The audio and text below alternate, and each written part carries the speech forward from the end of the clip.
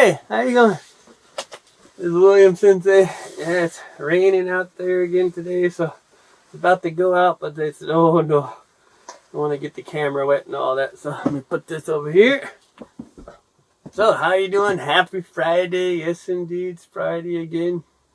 So, thank you all for watching yesterday's show. A lot of people got some good information, and I was the first to announce the state of emergency and the no spectators. So now today I want to get deeper into one of the sports that is closest to my heart. Yes, we're going back to athletics. So this discipline has the most events of the whole Olympic Games. Did you know? So it is split into 4 sections. We have track, field, road, and decathlon men and heptathlon women. So today I want to go into track. So let's go. So first of all, when is it going to start? Okay, it's actually going to start a little bit later in the program from July 30th until August 8th. Okay, and there are actually 2 locations for athletics. You have the first is in Sapporo Odori Park, and actually I've been there. So the very first time a couple of years ago, so it's a really nice long street. So very cool if you get a chance to go up to Sapporo, just in Hokkaido, north of Japan. Then you have down in Shinjuku, the Olympic Stadium, where the majority of the activities will take place. And also the opening ceremony and the closing ceremony. So that's the Olympic Stadium. So a little bit more clarification for Sapporo. So they will only have the men's and women's marathon race there and the race walk for men and women only. Okay, what is the governing body of the athletics? It is World Athletics. Yes, so World Athletics is the governing body. They have a lot of information on the website. Now, for the track events, if you didn't know, the finish line is the same place, which they call the home straight.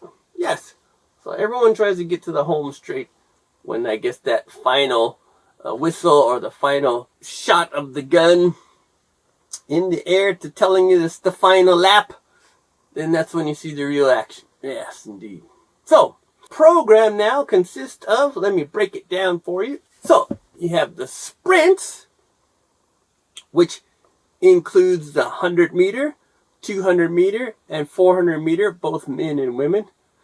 And these categories also use the starting blocks. So they have to go down, get ready, start. Right. And then you have the next category is the middle distance and long distance, which is consisted of 800 meters, 1500 meters, 5,000 meters, and 10,000 meters. Then, next you have the hurdles and steeplechase. So the hurdles include 110 meters for men, 100 meters for women, and then 400 meters men and women, and then 3,000 meter steeplechase for men and women. And then, finally, you have the relays, which is a 4 by 100 meters, and 4 by 400 meters, and the newly added 4 by 400 meter mixed relay. So that should be exciting too. Now, if you didn't know, usually the world's fastest human is determined by this 100 meter dash. So, and of course, the world's fastest human recorded was Usain Bolt in 2009 with 9.58 seconds in 100 meters. So, we are always looking for the next person who can do this. In this Olympics, I don't see it happen. From all the athletes, I don't know. Maybe some people will come close, but I don't think it's going to happen. But that's the excitement of it. You never know. Okay. Then, the 800 meter race, runners must stay in their lane for the first 100 meters, and then they're free to use any lane. Now, starting from the 1500 meter race and higher, they all start in a sort of crescent-shaped starting line, after the start, they are allowed to run in any lane after the start. Now, the steeplechase, if you didn't know, is very hard because it's 3,000 meters, plus you have to jump over barriers and over a water at one point, which can be very tricky. So if you step in the water, you lose your footing.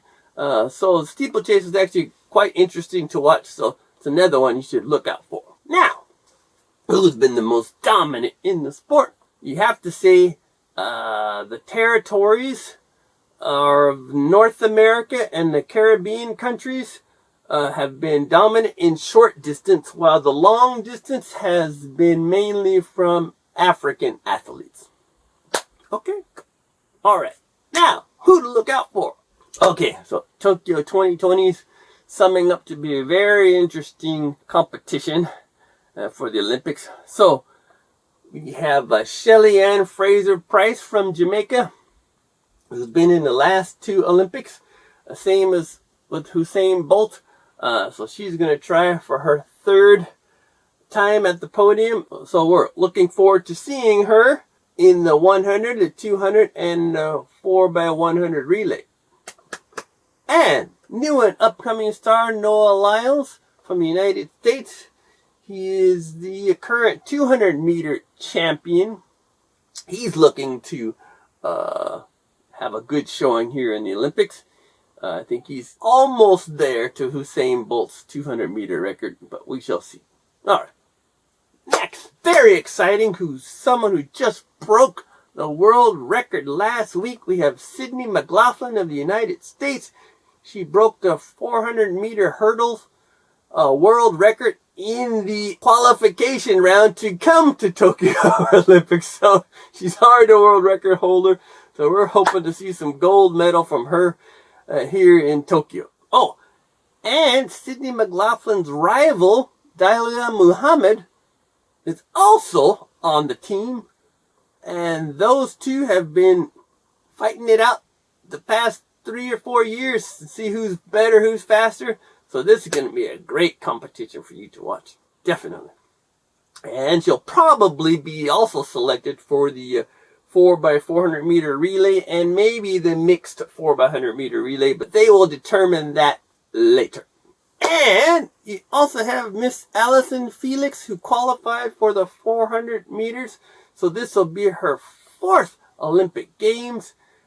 She's just had a child last year or so. So, you know, she keeps running. So that's great. So Allison Felix, who's one of the greatest female athletes we've had in the United States. So we're looking forward to her and probably her final Olympic Games, and hopefully she can come away with another medal.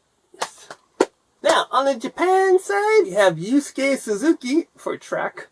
And he is known as the maybe world record holder for the 20-kilometer walk, but he's going to be going for the 50-kilometer walk. So this will be one of Japan's hopes for getting a medal there, and he's looking for gold for sure.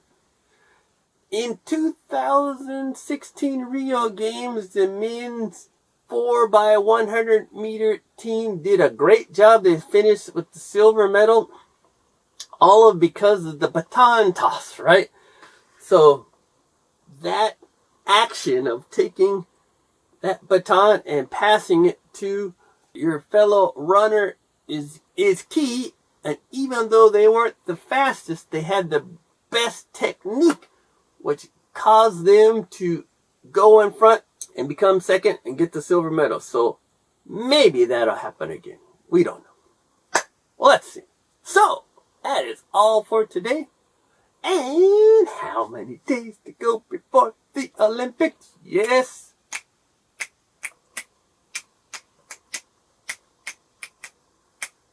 14 days to go. 14 days to go. 14. Yes. 2 weeks. 2 more weeks. Can you believe it? 2 more weeks to go. Wow. It's finally coming. So, yeah, I'm definitely excited for me personally, our training will be at the venue next Saturday, and sometime in the next 5 days they will let us know exactly what we will be doing. As I mentioned yesterday, there will be no spectators allowed, so I'm sure that we will only be able to help the athletes or the press or sponsors or who are going to be there in the arena. So, but yeah, it's very unfortunate we can't have any spectators at the games, and that is only within Tokyo now. Tokyo and the 3 surrounding prefectures, which is Chiba, Saitama, Kanagawa. But outside of Tokyo, if they don't have the state of emergency, those should be available for people to go out and see. But they will be they're kind of making it up as it goes along.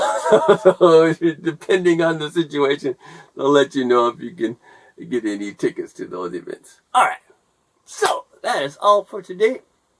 Like I always tell you to do, mask it up, wash the hands, keep the COVID-19 out of your system. Why? So we can have a safe and secure games.